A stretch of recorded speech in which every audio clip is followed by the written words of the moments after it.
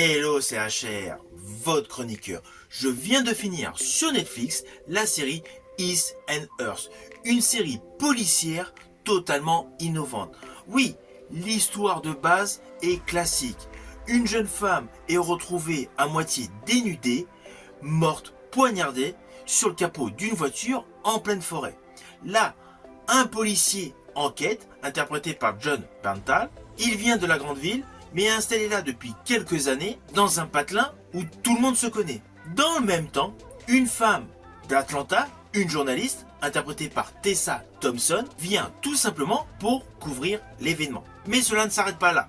Assez rapidement, ce n'est pas un spoil, on le sait dès le premier épisode ou l'ouverture du deuxième, la journaliste est en fait l'ex-femme du policier. Du coup, vous comprenez que l'intrigue est beaucoup plus ambiguë.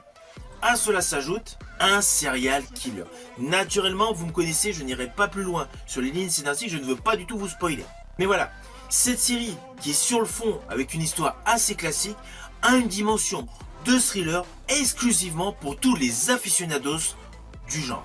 Alors sur le fond, c'est une histoire adaptée d'un roman, le roman d'Alice Finney. Alors je n'ai pas lu le roman, mais en tout cas, la mise en scène permet une réelle conjugaison entre l'enquête criminelle, le drame intime et une tension constante. Alors pourquoi me direz-vous? Tout simplement car il y a une vraie maîtrise narrative. Alors pour moi, l'un des points forts de cette série réside essentiellement dans les parallèles soigneusement construits entre le policier et la journaliste, appuyés par leur origin story et surtout un passé brutal.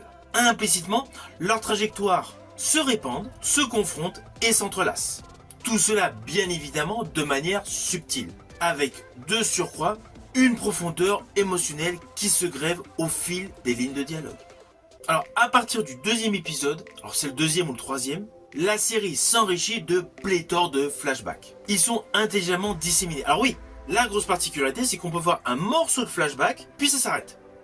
On évolue dans l'histoire actuelle, et on repart sur le flashback avec un petit détail supplémentaire, etc. En fait, chaque flashback que vous allez découvrir au fil de la série ne sont jamais montrés complètement. Le moment où on aura vraiment le gros incident en flashback qui est présenté, c'est dans l'épisode final, vraiment au final. Ainsi, ces retours en arrière permettent de mieux comprendre les personnages, mais sans trop dévoiler. On y découvre leurs failles, leurs choix, tout en maintenant un suspense constant. Cela n'empêche pas que chaque fragment du passé éclaire le présent et surtout l'enquête actuelle. Le rythme de toute la série est parfaitement maîtrisé, la rendant implicitement addictive du début jusqu'à la fin. Alors sincèrement, j'ai regardé tous les épisodes d'affilée. Chaque épisode vous donne envie de savoir ce qui va se passer juste après.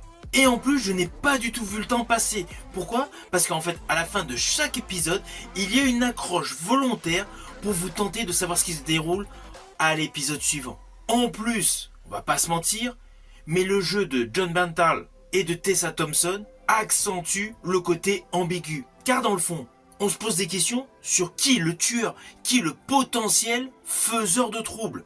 On peut à juste titre avoir des soupçons sur le personnage du policier et sur le personnage de la journaliste. Surtout que dans la filmographie de Jon Bernthal, il a eu des rôles ambigus.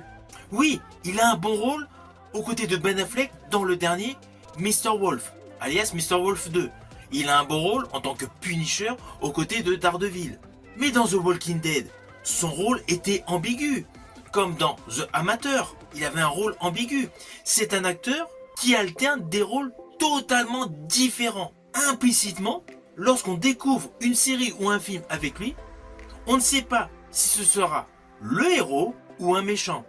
Comme Tessa Thompson. Certes, il y a son côté de super rôle aux côtés de Michael B. Jordan dans la saga des Creed, où elle a un très bon rôle. Pareil, en tant que Valkyrie aux côtés de Thor, mais elle avait un rôle totalement ambigu, voire cruel, dans la superbe série SF Westworld.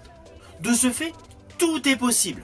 Leur jeu est volontairement assez dark, et volontairement nous plonge vers plein de pistes différentes. Jusqu'au final de cette série, mais qui est le point culminant de l'histoire. J'ai vu pléthore de films, pléthore de séries, je n'ai pas du tout vu venir le final. concernant toutes les séries policières que j'ai pu voir, ce twist fait partie des plus réussis. Il surprend totalement et sans tricher. Et du coup, on reconsidère l'ensemble de la série. C'est une série qui est parfaitement maîtrisée.